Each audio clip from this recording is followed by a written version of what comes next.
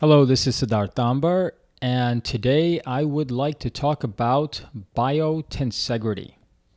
Biotensegrity is one of the core principles of regenerative medicine in terms of understanding how we approach musculoskeletal conditions, how we treat them, and how we can maximize the response to treatment as well.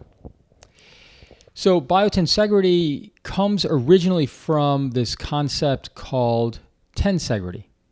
Tensegrity is a concept that originally comes from the world of architecture and engineering.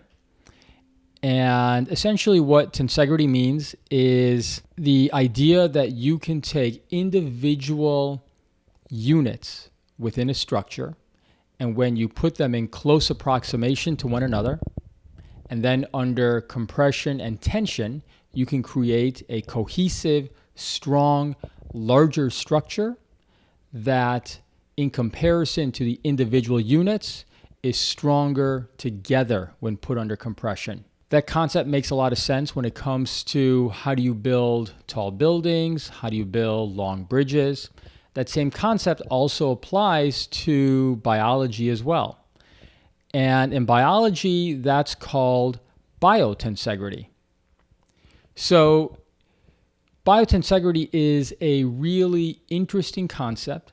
And for my purposes, we're talking about musculoskeletal health and orthopedics.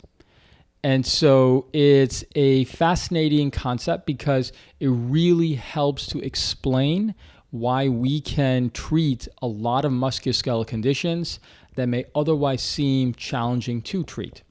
So the concept in biology of biotensegrity is that you can take this on a macro level or on a micro level. On a macro level, it can help to explain how there's such a fine coordination in something as mundane as walking to something as micro as how do you get a joint like the shoulder to be both mobile and very stable in so many different angles at the same time. This concept is essential because really it starts from the skin and goes all the way down to the bone, and how the different layers from skin, subcutaneous tissue, muscles, tendons, ligaments, fascial layers, myofascial layers, how they all combine together to create a more cohesive structure in a joint level and then within a limb level as well to function at such a high level and in such a dynamic manner. So eventually what this biotensegrity process does is that it creates stability. And stability when it comes to the musculoskeletal system is essential for getting a high level of dynamic activity. And when stability is damaged, what you have is instability, and that's in large part due to the layers that are creating that tensile strength, that biotensegrity, have been damaged, and that's what leads to instability that eventually leads to progressive degradation of tissue as well as pain, dysfunction, and inflammation. So this concept of biotensegrity and stability are essential to the application of regenerative medicine because in regenerative medicine, we are trying to treat a musculoskeletal system and improve pain and function. And one of those ways that we try to do that is by improving stability. Anything that improves stability within a joint or a tendon will lead to a better functioning joint and tendon, which will lead to less chronic inflammation, less pain, and again, better range of motion and function as well. So biotensegrity and stability are essential concepts in this process. This is incredibly key because when it comes to something such as how can you take a joint and how does that joint stay both mobile and stable? It's because on a dynamic level, you have biotensegrity going on. So you take something like the shoulder. How can a shoulder, when you're doing overhead activity, maintain stability in that range of motion And yet when that same shoulder is perhaps internally rotated, you still have mobility and stability. It's because you have a dynamic stabilizing process going on where you have a complex interplay of neurologic control at not only the brain and spinal cord level, but also at that local level as well. There is interaction, communication between those structures that are next to each other, whether it's differing tendons, ligaments, fascial structures. And in that dynamic interplay, you have a joint that goes from stability in different ranges of motion, and it's able to do that because you have compression and biotensegrity and stability ongoing in all those ranges of motion. And so that's really a layers of tissue that's acting together. It's a layers deep process. So that starts even with the skin that provides integrity to the whole unit. It also applies to muscles and tendons that are actively contracting. It applies to ligaments, which are actively providing strength when they're being strained and pushed. It also applies to the myofascial components and even fat structures as well. The myofascial component is interesting because it's one of those that is not as well understood as something like a tendon or a ligament or a muscle, but it's a key one. That same myofascial component that you have in one area will continue to extend to a region further down as well.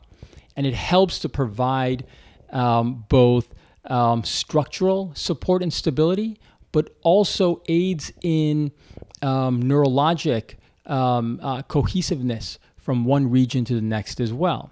That myofascial component is key because it's another area that we're actually able to treat. So the way that this applies to regenerative medicine treatments is you want to treat this at every single level that can provide a more stable structure. Whatever we can do utilizing the orthobiologic treatments that we have to improve that biotensegrity process will lead to a more stable joint longer term. It's interesting because when I originally got involved in regenerative medicine, I had a very two-dimensional understanding of how the musculoskeletal system worked and how to improve things. Meaning if someone had a arthritic joint, I understood treat the inside of the joint. If someone had a torn tendon, I understood treat that torn tendon. But as I began to look at the musculoskeletal system in a more three-dimensional way, and part of that came from looking at different joints and tendons under ultrasound, but part of it also came from understanding that those layers and layers of tissue that are on top of each other are providing support to each other. That concept of biotensegrity started to make more and more sense.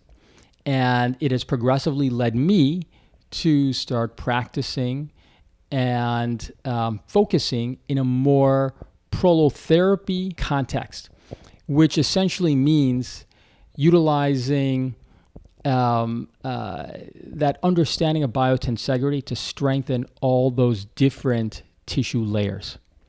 So if you can treat, let's say, a joint that's been injured, you want to treat not only the actual joint and cartilage that's been damaged, you also want to treat the overlying structures that are offering stability.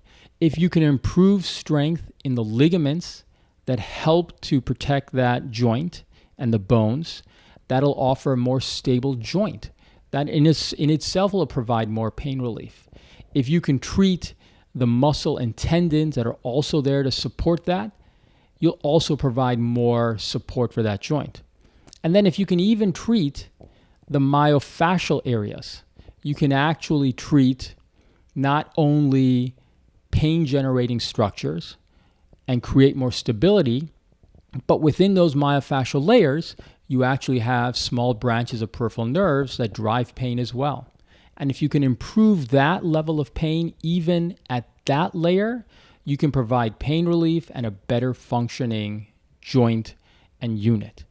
So on a treatment level standpoint, understanding biotensegrity gives a more three-dimensional understanding of how the musculoskeletal system works and allows the practitioner to be more thorough and comprehensive in terms of how they're actually treating their patients. It makes a big difference in terms of outcomes as well, as you're no longer focused on just one particular area that looks pathologic on exam or imaging, but you're treating that whole joint that's really driving the whole process.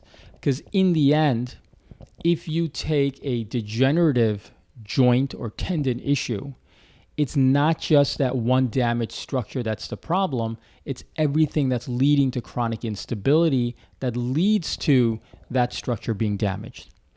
And it's also not just in a chronic issue, it's also in an acute issue.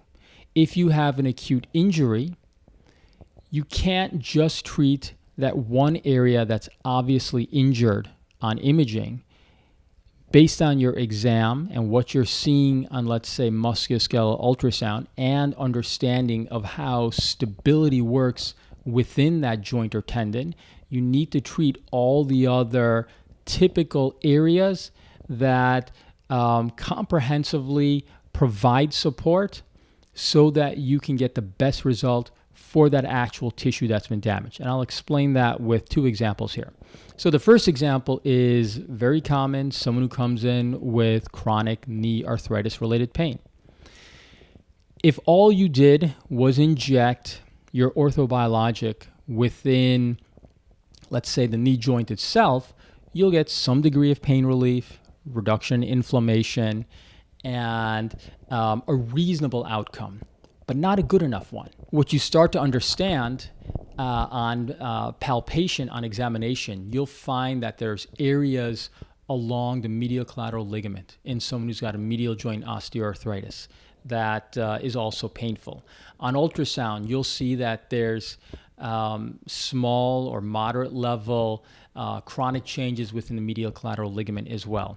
You need to treat that ligament as well in the areas that are injured on imaging, because anything that provides more structural support for that ligament will then provide better structural support for that medial joint, which will then provide better pain relief longer term for that joint as well. In addition, when you're treating that actual medial joint in a medial joint osteoarthritis, you'll also find quite frequently that where people are actually tender on examination may not even necessarily be directly over the joint, but it'll be in other areas that overall structural support is still important.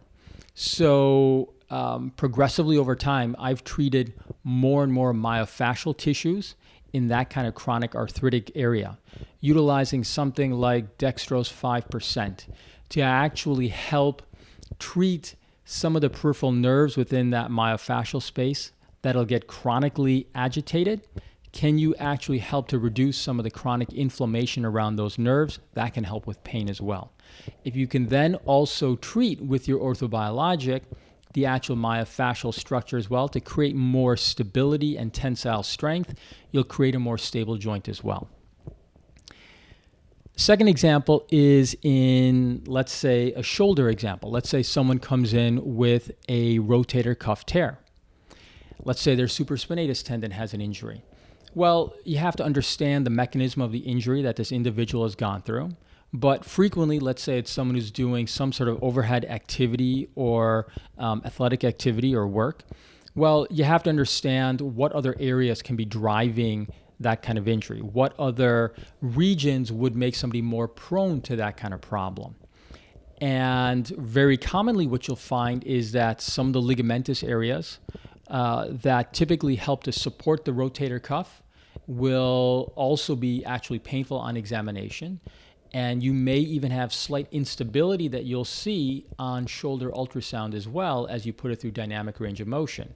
So as an example, for someone that may have an injury to their supraspinatus tendon, you'll frequently end up needing to treat the other ligaments around the shoulder, in particular the inferior glenohumeral ligament, which is underneath the shoulder, because as that ligament gets lax over time, it then leads to a shoulder that loses some stability in one plane of motion, which then makes the shoulder rotator cuff more likely to be injured with overhead activity. If you can treat that ligament, you'll treat not only pain, but you'll also strengthen the shoulder with the hopes that you can actually help to treat that injured rotator cuff by treating the ligaments that have gotten weakened over time, and hopefully help prevent future injuries as well.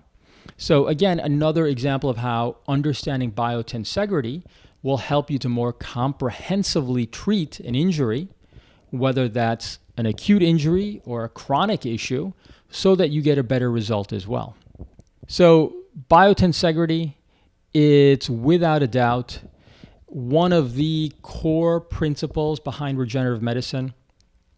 It helped me really better understand how to get better results when it comes to treating patients.